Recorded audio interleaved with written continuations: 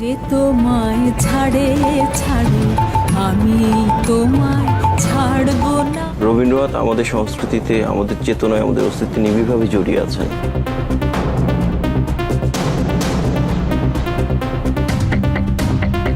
উপমহাদেশে বিশেষ করে আমাদের বাংলা ভাষায় যারা আমরা পড়াশোনা করি চিরস্মরণীয় হয়ে থাকবে।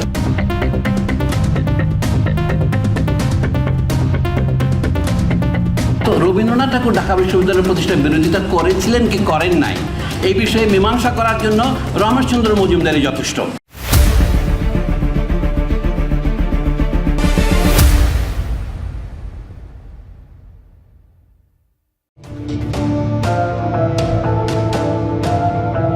ভারতের পশ্চিমবাংলা রাজ্যের কলকাতা শহরের অন্ধকার এক জগৎ। এশিয়ার সর্ববৃহৎ পতিতালয়টি কলকাতার সোনাগাজীতে অবস্থিত। সোনাগাছির এই পতিতালয়ে প্রায় 1 লাখ মানুষের জীবন জড়িয়ে আছে। সেই সাথে জড়িয়ে আছে প্রায় 200 বছরের লুকিয়ে রাখা অনেক ইতিহাস। বাংলাদেশের জাতীয় চার নেতা সহ 1971 সালে এই পতিতালয়ে নিজেদের ধন মন জড়িয়েছেন অনেক আওয়ামী লীগের নেতা, যারা মুক্তিযুদ্ধের সময় ভারতে গিয়ে পিকনিক করেছেন। সেই পিকনিকের ফাঁকে সোনাগাছিতে সময় কাটানোর ফসল হয়ে যারা দুনিয়াতে জন্মগ্রহণ করেছেন, তাদের অনেকেই এখনও তাদের জন্মস্থানের মালিকের প্রতি কৃতজ্ঞ। সেই কৃতজ্ঞতা বোধ থেকে সোনাগাছির প্রতিষ্ঠাতা ঠাকুর পরিবারের সদস্য রবীন্দ্রনাথ ঠাকুরের প্রতি শ্রদ্ধা আর ভালোবাসায় অবনত তারা। আপনার লেখায় কিংবা আপনার ব্যক্তিগত চিন্তায় রবীন্দ্রনাথের ছাপ বা রবীন্দ্রনাথ কতটুকু? রবীন্দ্রনাথ আমাদের সংস্কৃতিতে, আমাদের চেতনায়, আমাদের অস্তিত্বে নিবিড়ভাবে জড়িয়ে আছেন। তার গভীর ভাবনা, মানব জীবন সম্পর্কিত ভাবনা, বিশ্ব ভাবনা আমাদেরকে অহিংসা বিশ্বাসের পথে আস্থাবান করে তোলে। রবীন্দ্রনাথের মধ্যে ধর্মের বিভাজন পেরিয়ে একটা আধ্যাত্মিকতা কাজ করেছে। এই যে সীমার মাঝে অসীম তুমি, এইভাবে দেখা, তার মানে আমি স্রষ্টার প্রতি যেমন আনুগত্য প্রকাশ করছি, তেমনি স্রষ্টাকে যে সম্পূর্ণভাবে আমি বুঝে উঠতে পারছি তাও নয়, সেটাকে তিনি একটা চলমান প্রক্রিয়ার মধ্যে রেখেছেন। গেল বছর 25শে বৈশাখ রবীন্দ্রনাথের 165তম জন্মবার্ষিকী পালিত হয়েছে। সম্প্রতি বছরগুলোতে রবীন্দ্রনাথের জন্ম মৃত্যু দিবস কিছুটা মিশ্র প্রতিক্রিয়ার মধ্য দিয়ে পালিত হয়েছে। আগের সেই সার্বজনীন শ্রদ্ধা ভালোবাসার বিপরীতে এখন বাংলাদেশের অধিকাংশ মানুষ রবীন্দ্রনাথকে মুসলিম বিদ্বেষী সাম্প্রদায়িক পতিতা ব্যবসায়ী হিন্দু অত্যাচারী জমিদার হিসেবে চিনতে শুরু করেছেন। তবে এবছর রবীন্দ্রনাথকে আবারও কিছুটা অতিমাত্রায় শ্রদ্ধা ভক্তির আসনে বসানোর চেষ্টা চলেছে। বিশেষ করে চিহ্নিত কিছু সোনাগাছিতে পয়দা হওয়া ভারতীয় এজেন্টদের লেখালেখি এবং সমাবেশে বক্তব্যগুলো নতুন করে বিতর্কের জন্ম দিয়েছে। বাংলাদেশকে বসে রাখতে ভারত গেল 55 বছর 71-এর কথিত মুক্তিযুদ্ধ, আওয়ামী লীগ, শেখ মুজিব এসব অস্ত্র ব্যবহার করেছে। 2024 সালের 5ই আগস্ট বিপ্লব পরবর্তী বাংলাদেশে আওয়ামী লীগের পতনের পরপর ভারতের তৈরি মুজিববাদের পাশাপাশি হিন্দুত্ববাদের সব অস্ত্র যেমন ইসকন, পয়লা বৈশাখ, ছায়ানট, সিপিবি, উদীচী, প্রশিকা, ইন্দিরা কালচারাল সেন্টার সহ প্রথম আলো, ডেইলি স্টারেরও দুঃসময় চলছে। যে কারণে তারা এখন নতুনভাবে রিফাইন আওয়ামী লীগের মোড়কে পুরাতন আওয়ামী লীগ এবং হিন্দুত্ববাদের অস্ত্রগুলোকে নতুনভাবে ধারালো করবার চেষ্টা চালিয়ে যাচ্ছে। সেই ধারাবাহিকতায় রবীন্দ্রনাথকে নিয়ে এবার ব্যাপক তৎপর ছিল সোনাগাছিতে পয়দা হওয়া বাচ্চাগুলো। উপমহাদেশে বিশেষ করে আমাদের বাংলা ভাষায় যারা আমরা পড়াশোনা করি বা বাংলা ভাষায় যারা কথা বলি, তাদের কাছে চিরস্মরণীয় হয়ে থাকবে। তবে আমরা বাংলা সাহিত্যে কিন্তু স্মরণ করি রবীন্দ্রনাথকে। রবীন্দ্রনাথকে ভগবানের আসনে বসাতে গিয়ে ভারতের কাছে মাথা বিক্রি করা এসব ইতর শ্রেণী রবীন্দ্রনাথের বিরুদ্ধে সমালোচনাকে জঘন্য পাপ হিসেবে তুলে ধরার চেষ্টা চালিয়ে যাচ্ছে। রবীন্দ্রনাথের বাংলাদেশ, রবীন্দ্রনাথের বাংলাদেশ, বাংলাদেশের রবীন্দ্রনাথ। রবীন্দ্রনাথের কবিতা, গান এবং প্রবন্ধের মধ্য দিয়ে কেবলমাত্র তার চিত্ত সুখ এটির অন্বেষণ করবেন না। রবীন্দ্রনাথ ঠাকুরকে শুধুমাত্র আমরা যদি কাব্যে সীমাবদ্ধ রাখি, উনি কিন্তু ওনার প্রজাদের জন্যও অর্থনৈতিক অনেক কার্যক্রম করেছেন, সমবায়ের উদ্যোগ নিয়েছেন। চিহ্নিত এসব সমাজের কীটপতঙ্গগুলোর কাছে কোনো যুক্তি নেই, তারা শুধু গায়ের জোরে পতিতালয় ব্যবসায়ী মুসলিম বিদ্বেষী রবীন্দ্রনাথকে বিতর্কের ঊর্ধ্বে বসাতে চায়, কিন্তু দালিলিক প্রমাণের কাছে তারা অসহায়। কথিত বিশ্বকবি রবীন্দ্রনাথের আসল ইতিহাস শুধু জঘন্য নয়, মরণোত্তর শাস্তিযোগ্য অপরাধ। রবীন্দ্রনাথকে নিয়ে আলোচনা করতে গেলে প্রথমেই তার পরিচয়টা বলতে হবে। রবীন্দ্রনাথকে জমিদার পরিবারের সদস্য বলা হলেও রবীন্দ্রনাথের পূর্বপুরুষ কখনোই জমিদার ছিল না। রবীন্দ্রনাথের দাদা দ্বারকানাথ ঠাকুর ছিলেন ইংরেজদের 150 টাকার একজন চাকর। চাকর হিসেবে ইংরেজ সাহেবদের সব ধরনের সেবার ব্যবস্থা করতেন রবীন্দ্রনাথের দাদা দ্বারকানাথ ঠাকুর। এই সেবার পরিধি ছিল ব্যাপক। ইংরেজরা যখন এদেশে আসে তখন তাদের সাথে আসা নারীদের সংখ্যা ছিল সীমিত। কলকাতায় অবস্থান করা ইংরেজ বাবুদের যৌন চাহিদা পূরণে রবীন্দ্রনাথের দাদা বিশেষ ব্যবস্থা চালু করেছিলেন। সপ্তাহে একদিন দ্বারকানাথ ঠাকুরের বাসায় বসত মদ আর আফিমের আসর। সেই সাথে রাতভর আনন্দ ফুর্তির জন্য রাখা হতো ভারতীয় নারীদেরকে। প্রথম দিকে নারীদের সংখ্যা কম হয় ইংরেজদের মনোরঞ্জনের জন্য নিজের পরিবারের নারীদেরকে পর্যন্ত ইংরেজদের হাতে তুলে দিতেন দ্বারকানাথ।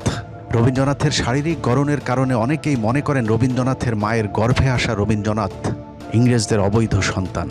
একই অভিযোগ করেছেন ভারতের নোবেল বিজয়ী অর্থনীতিবিদ অমর্ত্য সেন।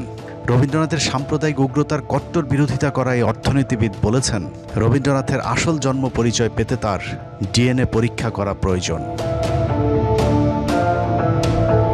অন্যের মনোরঞ্জনের জন্য বেশ্যাবৃত্তির পাশাপাশি ঠাকুর পরিবারের নারী পুরুষদের মধ্যেও অনৈতিক মেলামেশার ব্যাপক প্রচলন ছিল। খোদ রবীন্দ্রনাথের সাথে তার ভাবি কদম্বরী দেবীর পরকীয়ার সম্পর্কের জেরে কাদম্বরী আত্মহত্যা করেছিলেন। 1883 সালে রবীন্দ্রনাথের বিয়ের 4 মাসের মাথায় তার ভাবি প্রেমের বিরহে আত্মহত্যা করেন। কাদম্বরী দেবী কোনোভাবেই চায়নি রবীন্দ্রনাথ বিয়ে করুক, কিন্তু রবীন্দ্রনাথ বিয়ে করার পর থেকেই প্রেমের বিরহে কাদম্বরী মাদকাসক্ত হয়ে ওঠেন। উইকিপিডিয়ার তথ্য অনুযায়ী কাদম্বরীর মৃত্যুর কারণ হিসেবে অতিরিক্ত আফিম সেবনের কথা বলা হয়েছে। বিদেশি মাদক আফিমের সহজলভ্যতা প্রমাণ করে ঠাকুর পরিবারের সাথে ইংরেজদের কতটা গভীর সম্পর্ক ছিল। মূলত ঠাকুরবাড়ির জমিতে গোড়াপত্তন হয়েছিল কলকাতার বহুল আলোচিত সোনাগাছির পতিতাপল্লী, যার প্রতিষ্ঠাতা রবীন্দ্রনাথের দাদা দ্বারকানাথ ঠাকুর।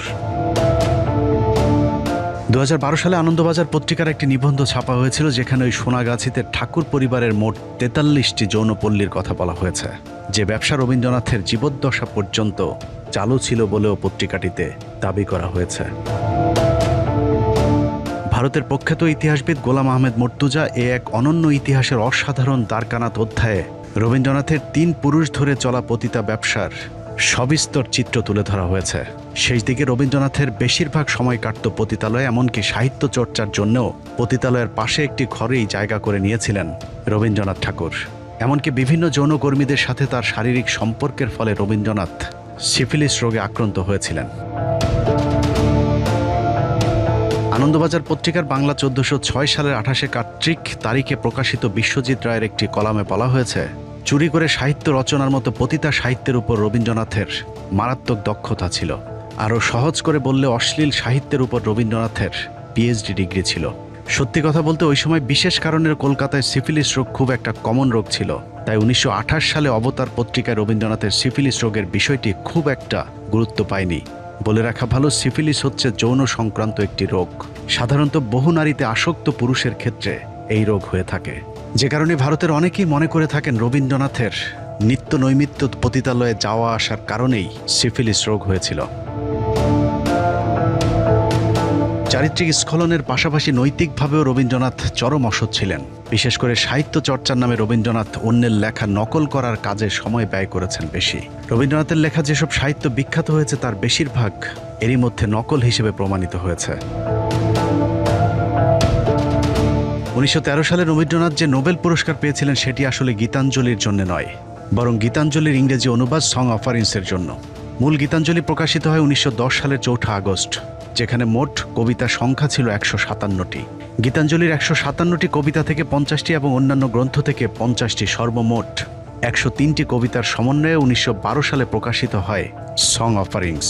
অথচ দাবি করা হয়েছে রবীন্দ্রনাথ নাকি তার গীতাঞ্জলির জন্য নোবেল পুরস্কার পেয়েছেন, যা সর্বৈব মিথ্যা।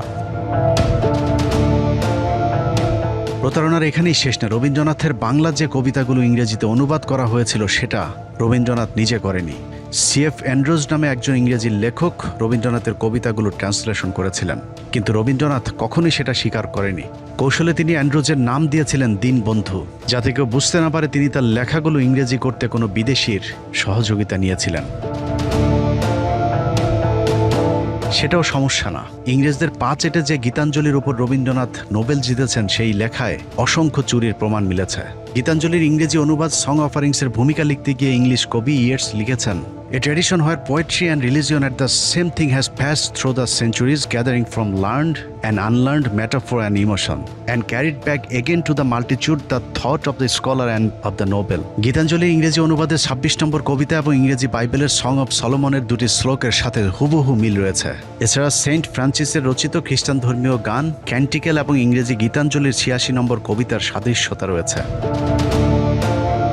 রবীন্দ্রনাথের বিখ্যাত উর্বশী কবিতাটি রবীন্দ্রনাথ চার্লস সুইনবার্নের লেখা থেকে চুরি করেছেন। বিশেষ করে কবিতার শেষ লাইনগুলো, বৃত্তহীন পুষ্পসম আপনাতে আপনি বিকশী, কবে তুমি ফুটিলে উর্বশী, আদিম বসন্ত প্রাতে উঠেছিল মন্থিত সাগরে, ডান হাতে সুধাপাত্র বিষভণ্ড লয়ে বাম করে, তরঙ্গিত মহাসিন্ধু মন্ত্র শান্ত ভুজঙ্গের মতো পড়েছিল পদপ্রান্তে উচ্ছ্বাসিত ফনা লক্ষ শত করি অবনত। চিত্রাকাব্যের এবার ফেরাও মোড়েও মানসিক কাব্যের বধূ কবিতা দুটো ইংলিশ বিখ্যাত কবি মিস্টার শেলি এবং ওয়ার্ডসওয়ার্থের লেখার সাথে গঠনগত ও ভাবগত অনেক মিল রয়েছে।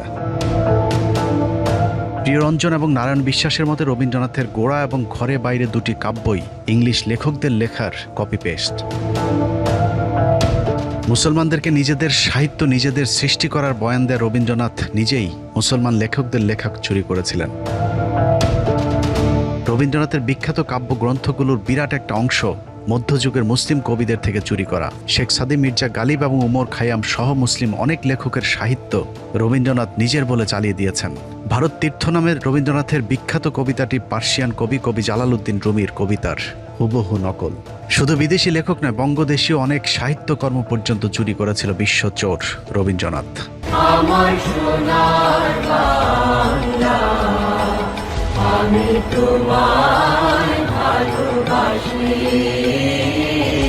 বাংলাদেশের কথিত জাতীয় সঙ্গীত আমার সোনার বাংলা গান নিয়ে অনেক বিতর্ক রয়েছে।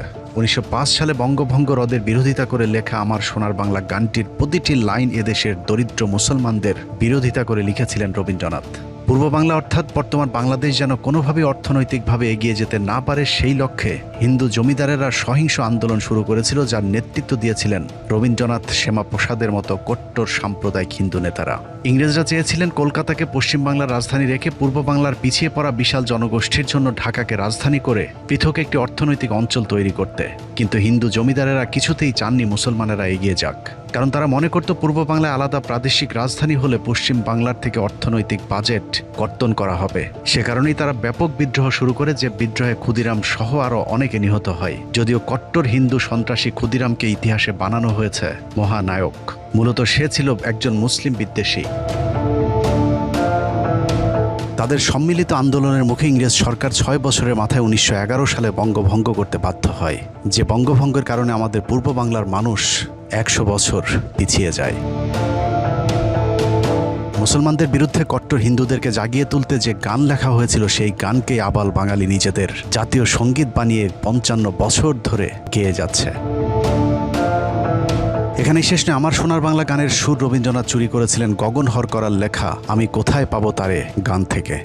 আমি কোথায় পাবো তারে, আমার মনের মানুষ যে রে, আমার সোনার বাংলা, আমি তোমায় ভালোবাসি। রবীন্দ্রনাথের শিলাইদহে একই সাথে সাহিত্য চর্চা করতেন গগন হরকরা। তার কাছ থেকে অনেক গানের কথা এবং সুর চুরি করেছিলেন রবীন্দ্রনাথ। যে তোমায় ছাড়ে ছাড়ে আমি তোমায় ছাড়বো না। আমার সোনার বাংলা গানের মতো রবীন্দ্রনাথের যে তোমায় ছাড়ে ছাড়ুক গানের সুরও গগন হরকরার ওমন আশার মায়ায় ভুলে রবে গানের সুর থেকে চুরি করা।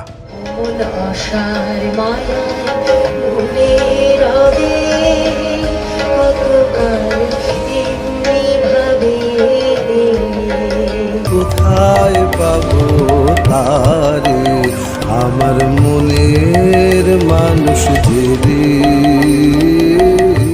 গগন হরকরার মতো কাজী নজরুল, লালন শাহী সহ আরও অনেকের সাহিত্য চুরি করে নিজের বলে চালিয়ে দিয়েছে রবীন্দ্রনাথ। অনেকেই মনে করেন কাজী নজরুল ইসলামের শেষ বয়সে কথা বলতে না পারার পেছনেও রবীন্দ্রনাথের হাত রয়েছে। রবীন্দ্রনাথের বোনকে কাজী নজরুল ইসলামের পেছনে লেলিয়ে দিয়ে কাজী নজরুলের অনেক সাহিত্যকর্ম চুরি করেছিলেন রবীন্দ্রনাথ, যেটাকে পরবর্তীতে তিনি নিজের নামে চালিয়ে দিয়েছেন। কাজী নজরুল যেহেতু শেষ বয়সে কথা বলতে পারেননি, যে কারণেই এসবের বিরুদ্ধে কোনো প্রতিবাদ করতে পারেননি আমাদের জাতীয় কবি কাজী নজরুল ইসলাম। রবীন্দ্রনাথের অধীনে থাকা প্রজাদের সাথেও চরম বৈষম্যমূলক আচরণ করতেন। বিশেষ করে নিম্নবর্ণের হিন্দু এবং মুসলমান প্রজাদের উপর বর্ণবাদী আচরণ চালিয়েছে রবীন্দ্রনাথ। মুসলমানদেরকে তো রবীন্দ্রনাথ মানুষই মনে করতেন না। মুসলিম অধ্যুষিত পূর্ব বাংলার মানুষকে নিয়ে বহুল আলোচিত সেই উক্তি, 7 কোটি সন্তানের হে মুগ্ধ জননী, রেখেছ বাঙালি করে মানুষ করনি। রবীন্দ্রনাথ কতটা মুসলিম বিদ্বেষী ছিল এটাই তার জ্বলন্ত প্রমাণ। তারপরেও বাংলাদেশের ভারতীয় দালালেরা রবীন্দ্রনাথকে বর্ণবাদী বলতে নারাজ, অথচ রবীন্দ্রনাথ ছিল ভারতীয় বর্ণবাদীদের প্রধান পৃষ্ঠপোষক। তো রবীন্দ্রনাথ ঠাকুর ঢাকা বিশ্ববিদ্যালয়ের প্রতিষ্ঠার বিরোধিতা করেছিলেন কি করেন নাই, এই বিষয়ে মীমাংসা করার জন্য রমেশচন্দ্র মজুমদারই যথেষ্ট। 1947 পর্যন্ত প্রত্যেক বছর বক্তৃতা তারা বলতেন এই বিশ্ববিদ্যালয় বন্ধ করে দেওয়া। ঢাকা বিশ্ববিদ্যালয়ের প্রতিষ্ঠায় যারা বিরোধিতা করেছিলেন তাদের মাঝে কলকাতা বিশ্ববিদ্যালয়ের ভিসি আশুতোষ মুখার্জি, তার ছেলে শ্যামাপ্রসাদ মুখার্জি, বিপিন চন্দ্র পাল, সুরেন্দ্র ব্যানার্জি, প্যারীমোহন মুখোপাধ্যায়, সুরেন্দ্রনাথ সমাজপতি এবং আম্বিকাচরণ মজুমদারের নাম সকলেই জানে। কিন্তু এসব মুসলিম বিদ্বেষী হিন্দু ব্রাহ্মণদের নেতৃত্বে থাকা রবীন্দ্রনাথের নামটা ইতিহাস থেকে মুছে ফেলার চেষ্টা চলেছে। অথচ ঢাকা বিশ্ববিদ্যালয়ের প্রতিষ্ঠা তথা পূর্ব বাংলায় মুসলমানদের শিক্ষার বিরুদ্ধে সবচেয়ে বেশি তৎপর ছিল রবীন্দ্রনাথ ঠাকুর। মুসলমানরা যদি লেখাপড়া শেখে তাহলে কায়েদবনের মর্যাদা থাকে। আমরা অনেক তথ্য পেয়েছি যে তথ্যের মধ্যে রবীন্দ্রনাথ এবং ঢাকা বিশ্ববিদ্যালয়ের বন্ধন অনেক সুদৃঢ় হয়েছিল। 1912 খ্রিস্টাব্দে 28শে মার্চ কলকাতার গড়ের মাঠে এক বিশাল জনসভা হয়েছিল। ঠিক তার দুদিন পূর্বে আরেকটি গুরুত্বপূর্ণ মিটিং হয়েছিল, যেখানে চূড়ান্ত সিদ্ধান্ত নেওয়া হয়েছিল যে ঢাকায় বিশ্ববিদ্যালয় হতে কোনোভাবেই দেওয়া যাবে না। গুরুত্বপূর্ণ সভায় হিন্দু নেতারা উপস্থিত ছিলেন। নতুন রাজ্য পুনর্গঠনে ঢাকা বিশ্ববিদ্যালয় প্রয়োজন কিনা বা শিক্ষা বিষয়ে করণীয় কি আলোচনার জন্য নীরজচন্দ্র চৌধুরী লিখেছেন, 1912 সালের 28শে মার্চ গড়ের মাঠের ওই সমাবেশের সভাপতি ছিলেন রবীন্দ্রনাথ ঠাকুর। ডক্টর রমেশচন্দ্র মজুমদার লিখেছেন, কলকাতা বিশ্ববিদ্যালয়ের ভিসি আশুতোষ মুখার্জির নেতৃত্বে ভাইসরয় লর্ড হার্ডিন্সকে 18 বার স্মারকলিপি দিয়ে চাপ সৃষ্টি করেছিল কোনোভাবেই যেন ঢাকা বিশ্ববিদ্যালয়ে প্রতিষ্ঠা করতে না দেওয়া হয়। ওই সময় রবীন্দ্রনাথেরা ঢাকা বিশ্ববিদ্যালয়কে বিদ্রূপ করে মক্কা বিশ্ববিদ্যালয় ডাকতেন। জীবন্ত কিংবদন্তি ভারতের বিখ্যাত ইতিহাসবিদ সুকৃতি রঞ্জন বিশ্বাসের সরাসরি বক্তব্যই দিয়েছেন পতিতা ব্যবসায়ী রবীন্দ্রনাথ কতটা সাম্প্রদায়িক ছিলেন। গড়ের মাঠে সেই মিটিং এর থেকে অনেক বড় ডায়াস হলো, তার সভাপতি হলেন বিশ্বকবি রবীন্দ্রনাথ ঠাকুর। সেখানে প্রস্তাব পাশ হচ্ছে ঢাকাতে যেন বিশ্ববিদ্যালয় ইংরেজ গভর্নমেন্ট না করে। 18 বার স্মারকলিপি দিয়েছিল যাতে ঢাকাতে ইউনিভার্সিটি না। এসব প্রমাণের বিরুদ্ধে অবশ্য সোনাগাছিতে জন্ম নেওয়া বাংলাদেশি রাজনীতিবিদ, পেশাজীবী, বুদ্ধিজীবীরা কাউন্টার ন্যারেটিভ তৈরি করেছেন। তাদের মতে রবীন্দ্রনাথ ছিল অসাম্প্রদায়িক, শিক্ষানুরাগী, সার্বজনীন একজন কবি। তাকে নিয়ে বিতর্কের কোনো অবকাশ নেই। এবার চলুন কারো কথা বিশ্বাস না করে রবীন্দ্রনাথের নিজের লেখা সাহিত্য থেকেই প্রমাণ করা যাক কতটা সাম্প্রদায়িক, ইসলাম বিদ্বেষী, কট্টর হিন্দুত্ববাদী লেখা ছিল রবীন্দ্রনাথ ঠাকুর। রবীন্দ্রনাথ তার হিন্দু ধর্মের গুণগান করে লেখালেখি করলেও সবসময় ইসলামের বিরুদ্ধে চরম অবমাননাকর লেখালেখি করতেন। রবীন্দ্রনাথের বীরগুরু প্রবন্ধে ইসলাম ধর্মকে চরমভাবে কটাক্ষ করা হয়েছে। হযরত মুহাম্মদ সাল্লাল্লাহু আলাইহি সাল্লাম এবং গোবিন্দকে তুলনা করতে গিয়ে রবীন্দ্রনাথ লিখেছেন, ঈশ্বরের কাছে প্রার্থনা করিবার সময় মোহাম্মদ নিজের নাম উচ্চারণ করিতে আদেশ করিয়া গিয়াছেন, অথচ গোবিন্দর প্রশংসা করে লিখেছেন, গোবিন্দ ধর্মপ্রচার পুণ্যের জন্য বিস্তার ও পাপের বিনাশ সাধনের জন্য আসিয়াছেন। অন্যান্য মানুষ যেমন তিনিও তেমনই একজন মানুষ, তিনি পিতা পরমেশ্বরের দাস। এই পরমাশ্চর্য জগতের একজন দর্শক মাত্র, তাকে ঈশ্বর বলিয়া যে পূজা করিবে নরকে তাহার গতি হইবে। অথচ হযরত মুহাম্মদ সাল্লাল্লাহু আলাইহি সাল্লামও কোথাও তাকে পূজা কিংবা সেজদা করার কথা বলেননি। সেজদা একমাত্র মহান আল্লাহর প্রতি। তারপরেও রবীন্দ্রনাথ হযরত মুহাম্মদ সাল্লাল্লাহু আলাইহি সাল্লামকে চরমভাবে অপমান করে কথা বলেছেন। এছাড়া রবীন্দ্রনাথ লিখেছেন, জবনদের মুখে আল্লাহু আকবার ধ্বনি আসছে, আর অন্যদিকে আর্য যোদ্ধারা হিন্দুস্তান রক্ষা করতে তাদের বিরুদ্ধে যুদ্ধ করছে। রবীন্দ্রনাথ মুসলমানদেরকে কতটা ঘৃণা করত তার লেখাতেই ফুটে উঠেছে। মুসলমানদেরকে এখানে জবন বলা হয়েছে, জবন অর্থ বর্বর। এছাড়া আল্লাহর নামটাও বিকৃতভাবে লিখেছে পতিতা ব্যবসায়ী রবীন্দ্রনাথ। অথচ হিন্দুস্তান রক্ষাকারী অর্থাৎ হিন্দুদেরকে আর্য যোদ্ধা হিসেবে উল্লেখ করেছে তিনি। রবীন্দ্রনাথ মূলত ভারতের মুসলিম শাসনের বিরুদ্ধে সাম্প্রদায়িক এই লেখাটি লিখেছেন। যদিও রবীন্দ্রনাথের পুরো সাহিত্য জীবনে ইংরেজ শাসনের বিরুদ্ধে একটি অক্ষরও লেখা নেই। যেখানে আমাদের জাতীয় কবি ইংরেজদের বিরুদ্ধে লেখালেখি করতে কারাভোগ করেছিলেন, কারাগারে বসেই তিনি লিখেছিলেন, কারার ওই লৌহ কপাট। প্রায়শ্চিত্ত নাটকে রবীন্দ্রনাথ লিখেছেন, খুন করাটা যেখানে ধর্ম সেখানে না করাটা পাপ। এটা শিখতে তোমার বাকি আছে যে মুসলমান আমাদের ধর্ম নষ্ট করছে, আর যারা মিত্র তাদের বিনাশ না করাই অধর্ম। বেদ ব্রাহ্মণ রাজা ছাড়া আর কিছু নাই ভবে পূজা করিবার, এই কটি কথা যেন মনে সার, ভুলিনি আমি কথা হবে। অর্থাৎ পৃথিবীর একমাত্র হিন্দু ধর্মই সঠিক ধর্ম, তাদের ব্রাহ্মণ রাজাই একমাত্র পূজার যোগ্য। এক কথায় বললে রবীন্দ্রনাথ ছিল শুধুমাত্র মুসলিম বিদ্বেষী। রবীন্দ্রনাথের জীবদ্দশাতেই তার বিরুদ্ধে সাম্প্রদায়িকতার অভিযোগ উঠেছিল। বিশেষ করে মুসলিম বিদ্বেষের বিষয়টি পরিষ্কারভাবেই ফুটে উঠেছিল এবং রবীন্দ্রনাথ নিজেই হিন্দুত্ববাদীদের কবি হিসেবেই নিজেকে পরিচয় দিতে গর্ববোধ করতেন। তিনি লিখেছিলেন, মুসলমান বিদ্বেষ বলিয়া আমরা আমাদের জাতীয় সাহিত্য বিসর্জন দিতে পারি না। মুসলমানদের উচিত নিজেদের জাতীয় সাহিত্য নিজেদেরই সৃষ্টি করা। রবীন্দ্রনাথ জীবিত থাকতেই তার সাহিত্য মুসলমানদের জন্য নিষিদ্ধ করে গিয়েছিলেন, যদিও সেই সাহিত্য এখন আমাদের মুসলমানদেরকে নানাভাবে গেলানোর চেষ্টা করা হচ্ছে। কবি মোতাহার হোসেন চৌধুরী শান্তিনিকেতনে রবীন্দ্রনাথকে জিজ্ঞেস করেছিলেন, আপনার লেখা ইসলাম এবং বিশ্বনবী সম্পর্কে কোনো প্রশংসা নেই কেন? উত্তরে রবীন্দ্রনাথ বলেছিলেন, কোরআন পড়তে শুরু করেছিলাম, কিন্তু বেশি দূর এগোতে পারিনি, আর তোমাদের রাসূলের জীবন চরিত্র ভালো লাগেনি। ইংরেজদের 200 বছরের ইতিহাসে ব্রিটিশ বিরোধী সংগ্রামে মুসলমানরা প্রতিটি আন্দোলনে নেতৃত্ব দিয়েছেন। অন্যদিকে রবীন্দ্রনাথের মতো ব্রাহ্মণ শ্রেণী ইংরেজদের পা চেটে জমিদার তন্ত্র টিকিয়ে রেখেছেন। শুধু তাই নয়, মুসলমানেরা ইংরেজদের বিরুদ্ধে বিদ্রোহ করারও কট্টর সমালোচক ছিলেন রবীন্দ্রনাথ। রবীন্দ্রনাথ তার কণ্ঠরোধে লিখেছেন, কিছুদিন হইল একদল ইতর শ্রেণীর অবিবেচক মুসলমান কলকাতার রাজপথে লোস্টন হস্তে অভদ্রতার চেষ্টা করিয়াছিল। তাহার মধ্যে বিস্ময়ের ব্যাপার এই যে উপদ্রবের লক্ষ্যটা বিশেষ করে ইংরেজদের প্রতি। তাদের শাস্তিও যথেষ্টই হইয়াছিল। প্রবাদ আছে, ইট্টি মারিলে পাটকেলটিও খাইতে হয়। কিন্তু মূর্গণ অর্থাৎ মুসলমানগণ ইট্টি মারিয়া পাটকেলের অপেক্ষা অনেক শক্ত শক্ত জিনিস খাইয়াছিল। এরপরেও রবীন্দ্রনাথ নাকি দেশপ্রেমিক এবং ব্রিটিশ বিরোধী লেখক ছিলেন। এরপরও যেসব বাংলাদেশি মুসলমানেরা রবীন্দ্রনাথকে ঘুরিয়ে পেঁচিয়ে অসাম্প্রদায়িক মেধাবী বাংলাদেশি মুসলমানদের শুভাকাঙ্ক্ষী হিসেবে প্রতিষ্ঠিত করতে চাবে, তারা হয়তো জ্ঞানহীন অথবা জ্ঞানপাপী, অথবা সোনাগাছির রক্ত তাদের শরীরে প্রবাহমান। রবীন্দ্রপ্রেমীরাই সিদ্ধান্ত নিক তারা আসলে কোনটা। বাংলাদেশের মুসলমানদের কাছে আজ সবকিছু পরিষ্কার। আমরা মনে করি রবীন্দ্রনাথ মানেই বিজেপি, রবীন্দ্রনাথ মানে RSS। রবীন্দ্রনাথের দেখানো পথেই সৃষ্টি হয়েছে আজকের কট্টর হিন্দুত্ববাদী সন্ত্রাসী মোদী, অমিত শাহ কিংবা শুভেন্দু অধিকারীদের মতো হিন্দু সন্ত্রাসীরা। রবীন্দ্রনাথ, শ্যামাপ্রসাদ মুখার্জিদের দেখানো পথে আজকের ভারতের মুসলমান নিধনের কাজ চলছে। অতএব চোর, পতিতা ব্যবসায়ী, মুসলিম বিদ্বেষী রবীন্দ্রনাথকে না বলুন। চোরের লেখা বই, কবিতা, প্রবন্ধ, সর্বোপরি চুরি করা কথিত জাতীয় সঙ্গীত পাঠ করা এখনই বন্ধ করুন। আল্লাহ হাফেজ।